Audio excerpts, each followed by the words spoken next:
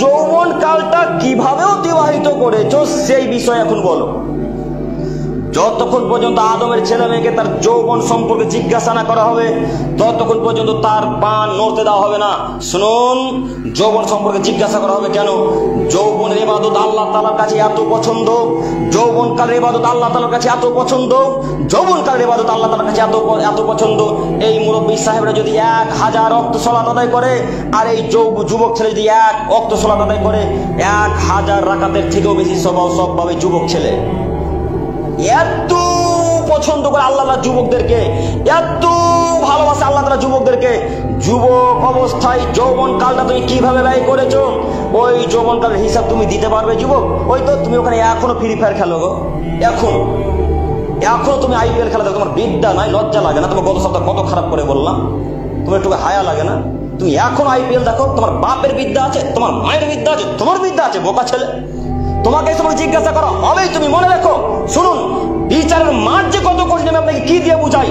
বিচার হবে তার বাস্তব চিত্র দেখাচ্ছি আপনাকে। দেখুন, একটু আমার দিকে তাকান।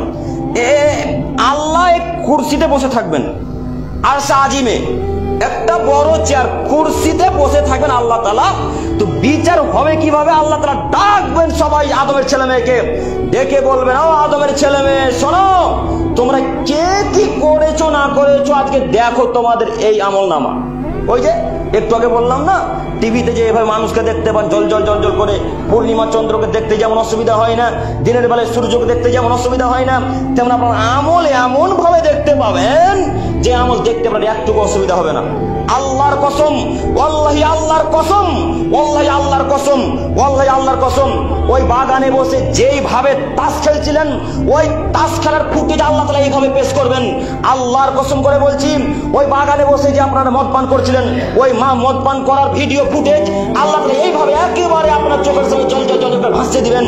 ওই বাগানের পিছনে দিকে যে জুয়া খেলছিলেন ওই জুয়া খেলার ফুটেজ আল্লাহ তাআলা একেবারে আপনার চোখের সামনে জল জল জল জল করে ভাসিয়ে দিবেন। আল্লাহ তাআলা বলছেন, তোমরা যে যা কর্ম করেছো আমি তোমাদের সকল কর্ম আমি দেখিয়ে দেবো।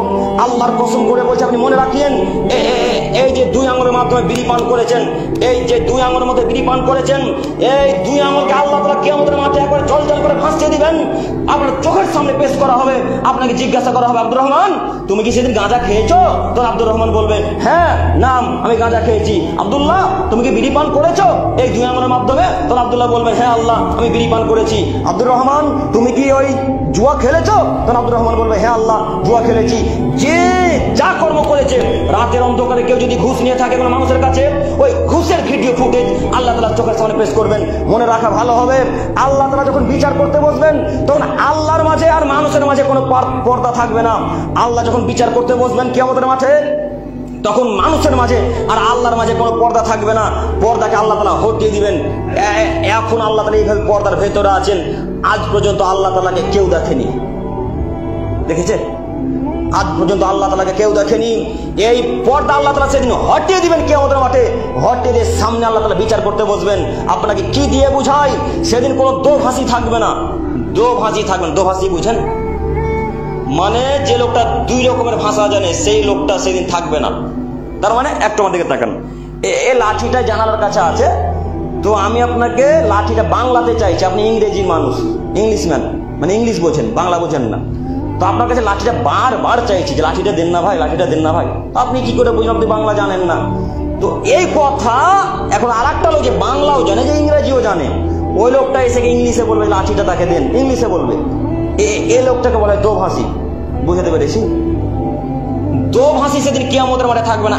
আল্লাহর দোভাষী প্রয়োজন নেই।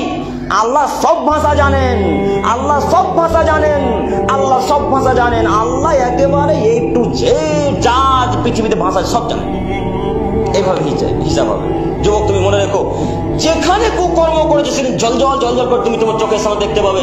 তুমি বিশ্বাস করো, তুমি কিভাবে তোমাকে আমি বুঝাই, ওই যে 20 বছর আগের ফটো এখন পর্যন্ত তোমার মোবাইলে দেখতে পাওয়া যায় না? কিছুদিন আগে ওই নাসার বিজ্ঞানীরা কত হাজার বছর আগে মানুষ কিভাবে চলাচল করতো ওই 1000 বছর আগের ফটো ফুটেজ পেশ করেছে।